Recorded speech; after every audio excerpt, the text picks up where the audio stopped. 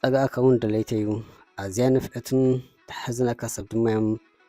ብዝኾነ ኣዲሞትና ኣላ በዚ ጌርና ክንከይድ ኢኖም ዘጋጥማ ድማ ከአለካ ይበለ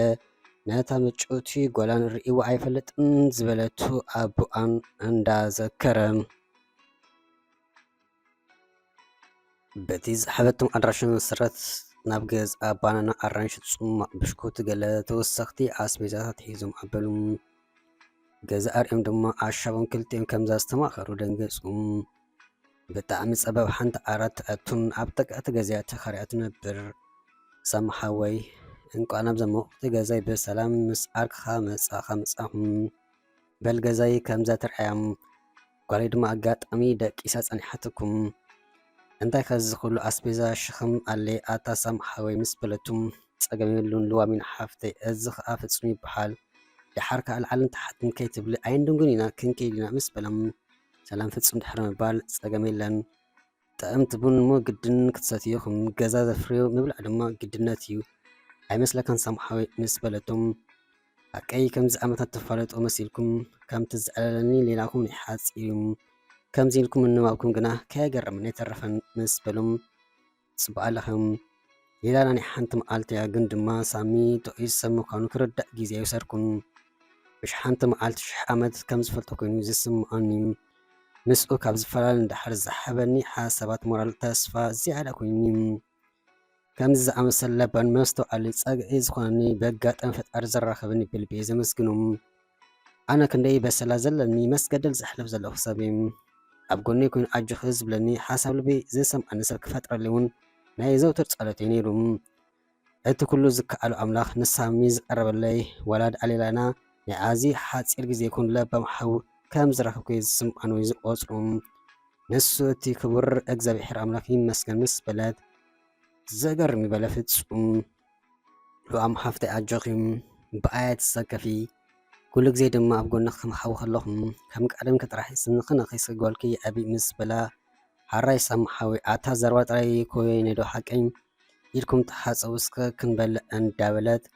ነቲ ኣብ ኢድ መሕፀቢ ዝነበረ ታኒካ ሒዛ ክትሓፅቦም ኢዳ ዘርግሐት ሓመንጎን ሰማሓወይ ኣታ ድሓይ ናይታ ጓል ገጠር ሽፍታኸ ረኺብካ ዶ በለት እንዳሰሓቕትክላ እንታይ ከረክብ ዳኦም ኣይና ዓደይና እንዲና ግንዲ ኣብኡ ፀኒሕና ኣቲ ከምዚ ኣርከይ ዝበሉ ብሕልሚ ዳ ኣርእያ ከይኮን ምስ በላ እንዳሰሓቐ እሞዋነ ንስኻ ብሕልሚና ተላሊና በለት ንሳ ንስሓቁ ብስሓቅ እንዳመለሰት ሓቀይኩ እሞ ካብ ካልካይ መፅያ ዶ ትኾን ሓደ ሰብ ዝፈልጣ ክሳን ምስ በላም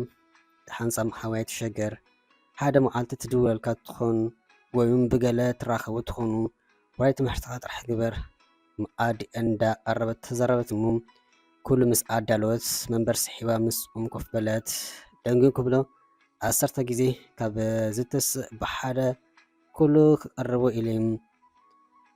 ኣቦይ መኣዲ ክቡር እዩ ዘለይኩም ብሓንሳ ቀራሪብኩም ኮፍ በሉ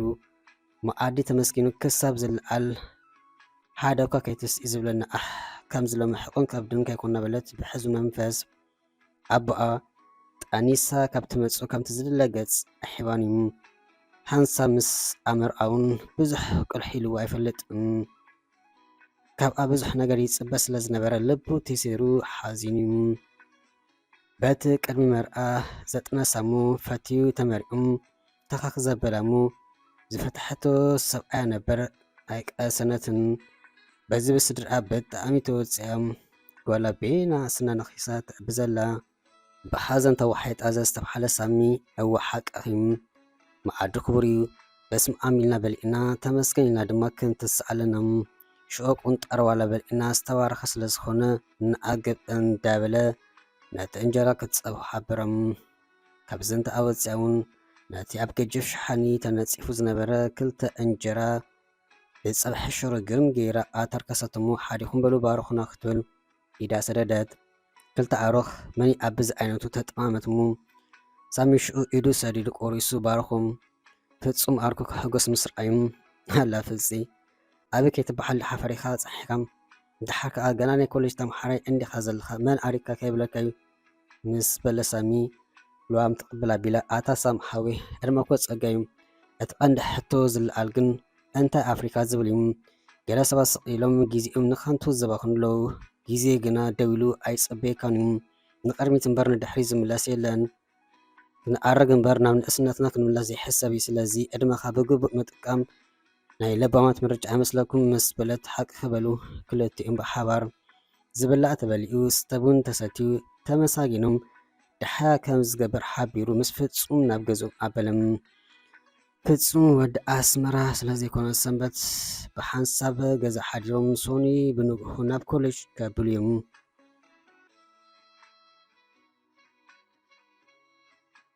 ሶኒ ኣኺሉ ናብ ኮሌጅ ኣውቶቡስ ሒዞም መልኣ ክትብገስ እናተጸበየ ከሎ ራሔል ድሕራ መጺኣ ንሳሚ ምስ ረኣየት ብሓጎስ ፍንጭሕ በለት። ንፍጹም ጎቲታ ካብቲ ኮፍ ኢልዎ ዝነበረ ብምእላይ ንበዓላ ኮፍ በለት። ከም ዝሓወ እንታይ ክገብር ኣታ ናይ እንዳምን ደፋር እንዳበለ ከይፈትወ ጥርሑ ቦታ ደልዩ ኣብ ጥቓ ሓደ ኣበይ ዝበሉ ስቕ ኮፍ በለም። ራሔል ብዘይቃልዓሉ ንሳሚ ተፍቅርያ ግን እንታይ ይገበር ፍትወት ዝበሃል የብሉን። ኣብዚ ዓለም እቲ ዝኸፍአ ነገር ንዘየፍቅረካ ዘይግደሰልካ ሰብ ምፍቃር እዩ። እቲ ዘፍቀረ ክሳቐ ከሎ እቲ ዝተፈቀረ ግን ኣይንተይኑ። ራሔል ሳሚ ኣይኮነክን ኢልዋ ከሎ ለምስ ኣይድብሎን ኢላ ፍክር ትጸንሕ እሞ ውሽጣ ስለ ዝርብሻ ፈትያ ከይፈተት ትድውል። ለምስ ገጹ ኣይርእን ኢላ ምስ ነብሳ ኣብ ምውጉት ተኣቱሙ ዘጽንዓሉ ሰዓ ስለ ትፈልጥ ዋላ ኣብ ጥቕኡ ኮፍ ኣይትበል። ኣብ ፊቱ ኣብ ጎኑ ኮታስ ኣብ ክትሪኦ ትኽእል ቦታ ኮፍ ኢላ ጥራዛ ገዲፋ ገጽ እያ ተነበብ።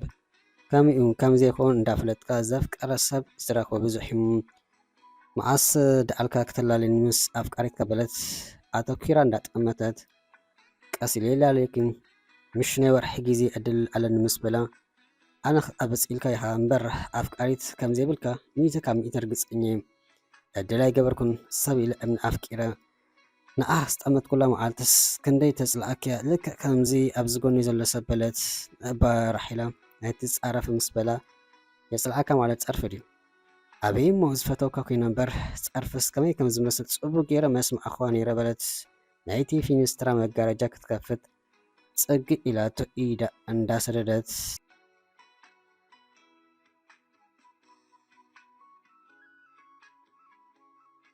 ሳሚ ብዝኣስም ሓርጓል ገጠር ክሓስብ ፈጺሙ ድቃስ ኣይረኸበን። ነብሲ ወከፍ ደወልናታ እንዳመሰሎ ብኡመጥም ሕንጢነቱ ኣይበጽሕም። እንታይ ኮይና ካልእሲ ትረፍ ዘይትደውል እቲ ኣብ ኢዳ ዝፀሓፎ ቁፅሪ ቴሌፎን ድዩ ሓሲዋ ዋላስ ሃፊራ ተሰኪፋ እንታይ ክብለይም ከመይ ኢሉ ሓደ ሰብ ዝፈልጣ ይስኣን ሕጅስ ብኸመይ ክረኽባ እንታይ ዝገብሮ እንዳበለም ኣብ ናይ በይኑ ዕላል ከሎ እውን ብድሕሪት መፅአ ራሔል ዓይኑ ብኢዳ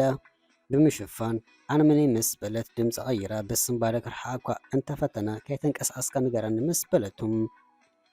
ንሳ ራሔል ምዃና ኣይዘንግዕን ግን ደስ ክብላ ኢሉ ዝተፈላለዩ ኣዋልድ ሽም ምስ ፀዋዕላም ብኩራ ተነፊሓ እንዳፈነቱ ኣታ እቲ ዝፈልጠካ ሰብ ዶ ኮንካ ዋላስ ካልእ ንኣኻ ዝመስል ሳሚ እዚ ኩሉ ሽም ኣዋልድ ኣነይ ድሓን ምስ በለቱም እታ ብሓርያት ናይ ኣዋልድ እባ ኣይጭበጥኒ ክብሉ ሓቂ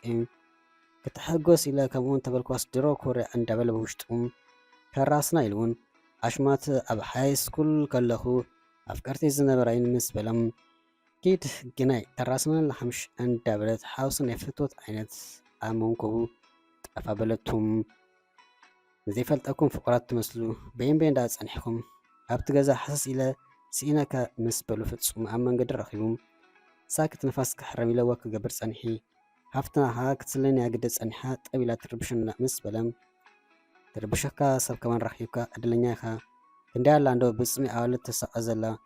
ናብራ ፅማ በርቲዋ ትቕንዞ ዘላ በለት ዓይኒ ሳሚ እንዳጠመተት እንታይ ዲኸ ደኣ ኣዘኪርክኒ መንገዲ ገዲፎም ደው ኢሎም እዮም ዝኣሉ ዘለዉ ብፅምዋ ተበሊዕና ሰበይቲ ግዳ ዘይትማፅኑ ናይ ዝብል ኣብ ኤሮጳ ዘሎ ሓወይ በለ ፍጹም እቲ ምዕባይካ ድዩ ሓቂ በለ ሳሚ ኣታወንሱም ናብራና ካብ ገዛ ናብ ስራሕ ካብ ስራሕ ናብ ገዛ ኮይኑ ሰልቺ ናይ ዝብል ግን ስለ ሰልቾካ ጥራይ ክትምርዖ ኣለካ ድዩ በለ ሳሚ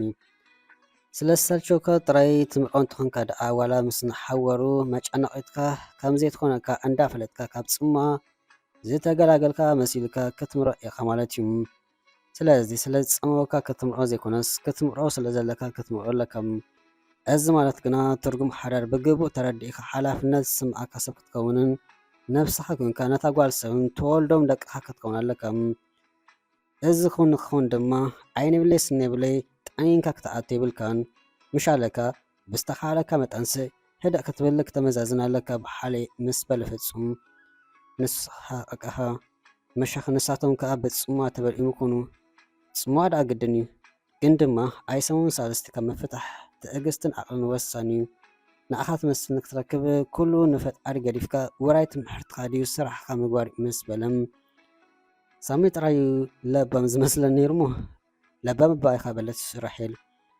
ሞ ለባም እንተ ኮይኑ ካብ ክልቴና ልቦና ወሲድኪ ንኣይ ገዲፍኪ ናብኡ ዘይተብል ኣይ ንሱስ በይኑ ብዘይ ኣፍቃሪት እንዲዩ ዘሎ ምስ በለም ምሽዶ ቲቪ ናይ ገዛኹም መሲለካ ወለ ጠፍእ ዝብል ሄይ ፍጹም ከምኡ እንተመለካ ድማ ኣብ ልብኻ ከይተሕድሮ ሳሙ ወይ ሞት እያ ዘላ ነገር ወርሒ ክትኣኽልል ይፅብፅብ ከም ዘለኹ ንስኻኻ ኣይትረስእ ኣብ ወይ መዓደ ሓራይ ዶ ሕጂ ክገድፈኩም ደገ ዘይ ከዓ ከየሸቐለ እንዳበለት